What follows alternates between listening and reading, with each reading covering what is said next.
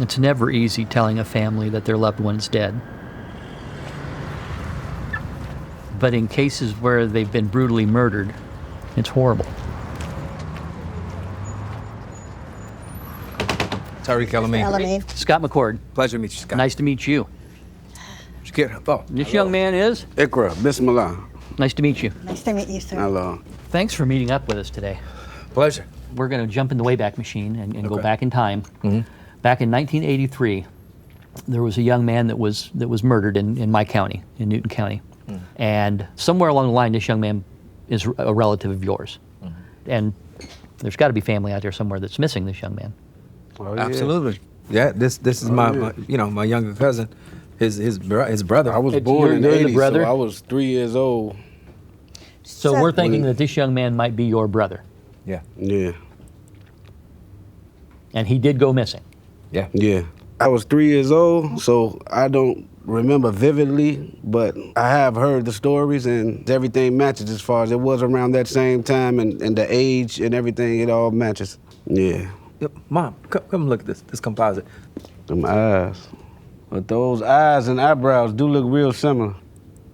Yeah, I see the eyes. Yeah. This was an Afro-American male, 15 to 18 years old. Best estimate on height, stature, is 5'11". Uncle Keon, how tall was Kaif? He had to be like 5'10", 5'10 and a half. Do you know his date of birth? Date of birth? 6/28/67. 6/28/67. It's absolutely amazing. There has to be family out there that wants to know where their daughter, their sister is. I decided to exhume her to get her DNA and put it into the police database for missing persons. We didn't get any leads off of that. We put her facial reconstruction on billboards around the Phoenix area. We had no luck with that. We had nothing. Eventually she was reburied. Now it's just unidentified. That's when I saw the magazine article with the DNA Doe Project doing genetic testing. I just felt we need to try and do this. At the DNA Doe Project, we believe that every person deserves to be laid to rest with their name and have the dignity of their identity. We are the last resort for the toughest cases, and we'll do everything we can to help them.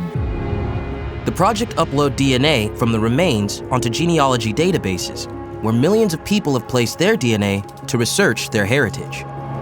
When we looked at the initial DNA results, Apache Junction Jane Doe is Hispanic on her mother's side and German and African American on her father's side of the family.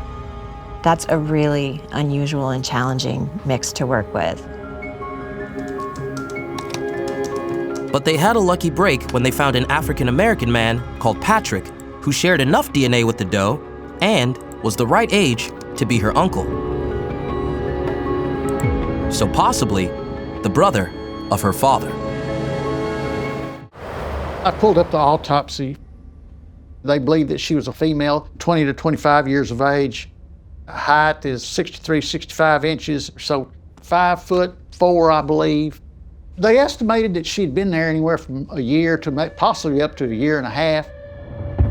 When this first started, we really thought that it won't be that hard. We'll find a missing persons report, thinking that we might identify her, and we never have. After nearly 40 years on the case, David's retirement is fast approaching. Time's running out for me. Before I retire, before I die, I want to identify this girl. I'm organizing an email to the DNA Doe Project. The DNA Doe Project is a groundbreaking organization that brings together some of the best genetic detectives in the world to help crack cold cases.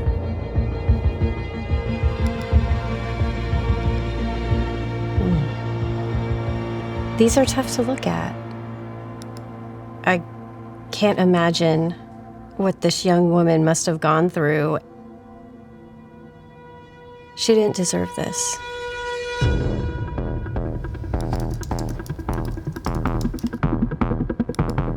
The mission of the DNA Doe Project is to return unidentified human remains back to their families. So they're not sitting in a box on a shelf somewhere, they are getting a proper burial.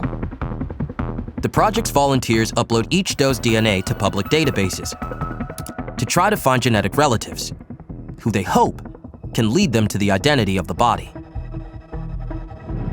And now, they're focusing on Tyler Jane Doe. The doe's body was found in one of these bunkers, crushed by ice.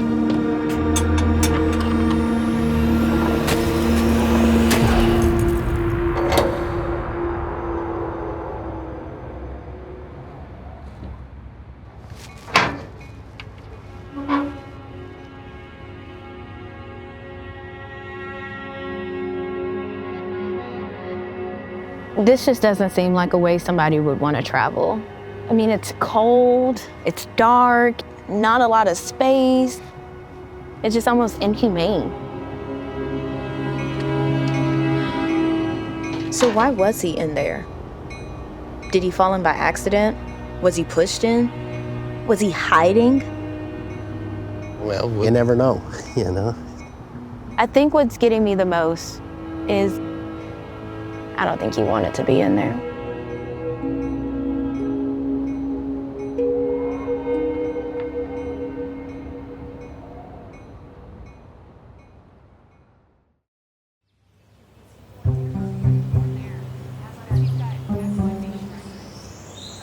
Jennifer has assembled a team of volunteer genealogists for an intensive weekend's work to kick off the case.